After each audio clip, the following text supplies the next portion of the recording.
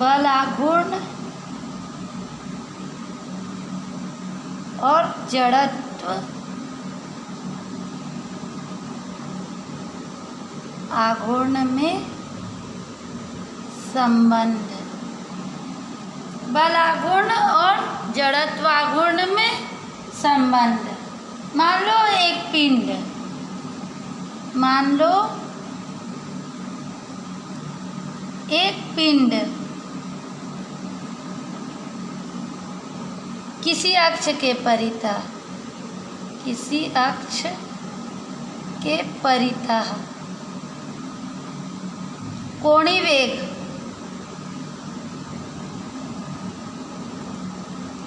Omega से घूम रहा है ना। मान लो एक पिंड किसी अक्ष के परितः कोणीय वेग ओमेगा से घूम रहा है, उस पर बाह्य बल आघूर्ण, उस पर बाह्य बल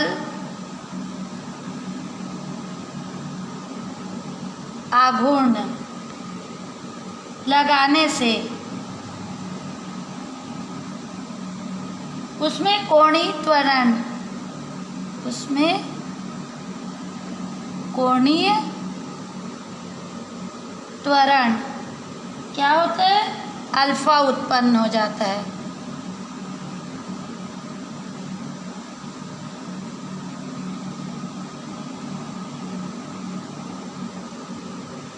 अब पिंड मान लो असंख्य कणों से मिलकर बना है।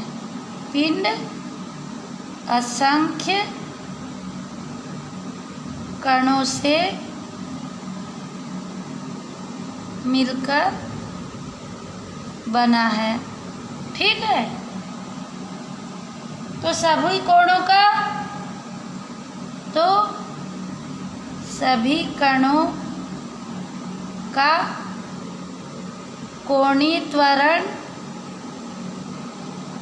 वही होगा, वही होगा, किंतु घूर्णन अक्ष से, किंतु घूर्णन अक्ष से दूरियां भिन्न भिन्न होने के कारण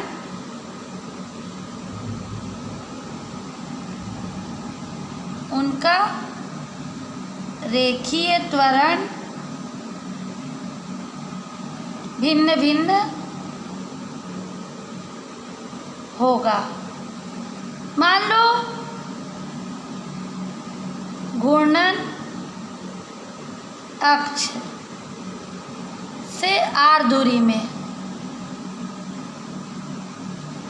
स्थित कण, एक कण का है ना, रेखीय संवेग क्या है? सॉरी, रेखीय त्वरण क्या है? ए है, ठीक है। तब न्यूटन के गति के दूसरे नियम से क्या होता है? दूसरा नियम F जो फोर्स लगा M इंटू A है ना। तो इसको क्या लिख सकते हैं अपन? M अल्फा R भी लिख सकते हैं ना, लिख सकते हैं, चूँकि A बराबर अल्फा R। अल्फा क्या है हमारा? कोणीय त्वरण, और R क्या है? दूरी, है ना। अब इस बल का दिए हुए अक्ष के परितः बल आघूर्ण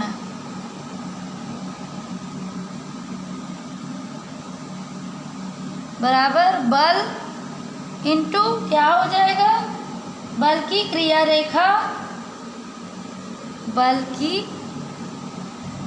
क्रिया रेखा की अक्ष से लंबवत दूरी, इसलिए टाउ 1 मान लिए पहले काम के लिए, है ना, equal to F into R। या इसे लिख सकते हैं M alpha R into R। ठीक है, तो ये आ गया M अल्फा R स्क्वायर। ठीक है, इसी प्रकार प्रत्येक कण के लिए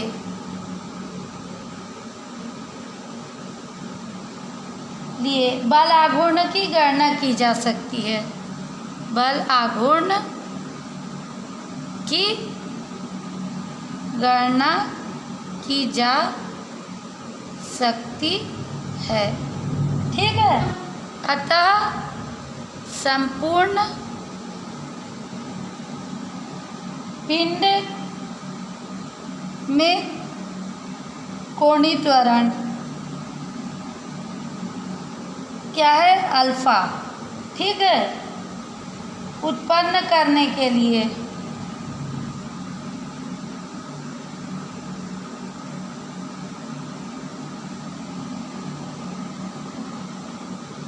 बल आघूर्ण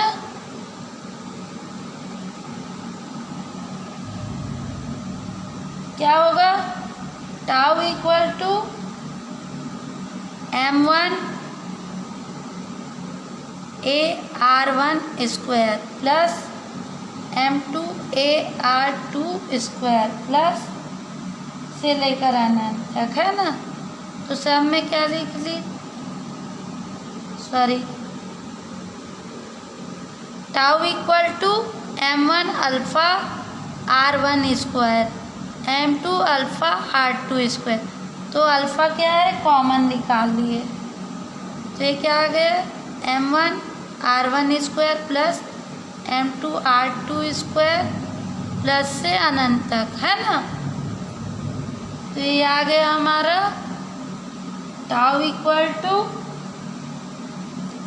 alpha sigma M R square. ठीक है, तब इसके बराबर क्या होता है हमारा, अल्फा आई, चूँकि I equal to sigma M R square. ठीक है, इसलिए tau equal to alpha I. इसको क्या कह सकते हैं, बल आघूर्ण बराबर कोणीय, बल आघूर्ण बराबर जड़त्व आघूर्ण, जड़त्व आघूर्ण गुणित कोणीय त्वरण। ठीक है, यदि अल्फा बराबर 1 हो तो मान लो अब अल्फा बराबर 1 हुआ तो क्या होगा, तो टाउ बराबर आई हो जाएगा। ठीक है, तो किसी घूर्णन अक्ष के परितः, अतः किसी घूर्णन अक्ष के परितः किसी पिंड का जड़त्व आघूर्ण उस बल आघूर्ण के बराबर होता है, होता है जो पिंड में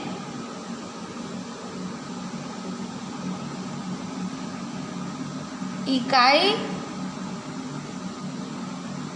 कोणीय त्वरण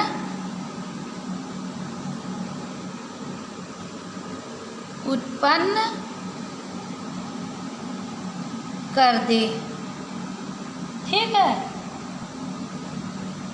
अब सदिश रूप में इसको कैसे लिख सकते हैं? सदिश रूप में सदिश टाउ इक्वल टू आई सदिश अल्फा।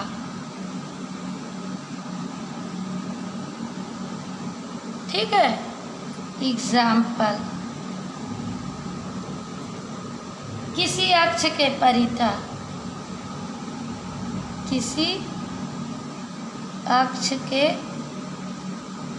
परितः घूमते हुए एक कण, घूमते हुए एक कण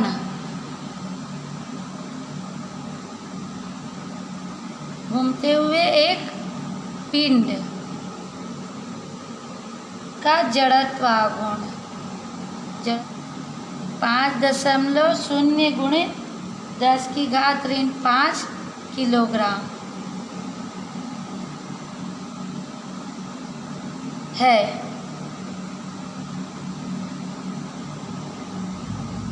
उसमें 4 रेडियन प्रति सेकंड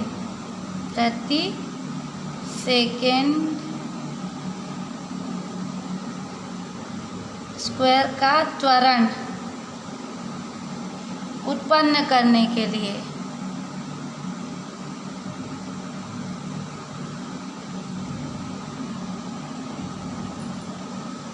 आवश्यक बल आघूर्ण की गणना कीजिए। क्या बोला है? किसी अक्ष के परितः घूमते हुए एक पिंड का जड़त्व आघूर्ण 5.0 गुणित 10⁻⁵ किलोग्राम है। उनमें 4 रेडियन प्रति सेकंड स्क्वायर का त्वरण उत्पन्न करने के लिए आवश्यक बल आघूर्ण की गणना कीजिए। तो हल कर लेते हैं। क्या क्या दिया है? हमारा दिया है जड़त्व आघूर्ण, मतलब I equal to 5.0 into 10⁻⁻5 kilogram. ठीक है,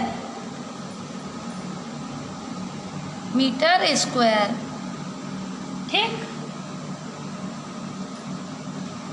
और अल्फा बराबर 4 रेडियन, 4 रेडियन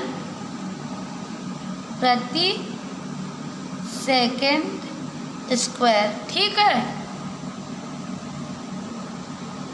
तो सूत्र क्या होता है? सूत्र होता है हमारा tau equal to I alpha, है ना। तो इसमें मान रख दिए 5.0 इंटू 10⁻⁻5 इंटू 4, तो ये 5 चौक 20, दशमलव का दशमलव, है ना, 0 इंटू 10⁻⁻4 हो जाएगा। इसको, है ना, हल करेंगे। Newton metre. ठीक है, ये आएगा आंसर।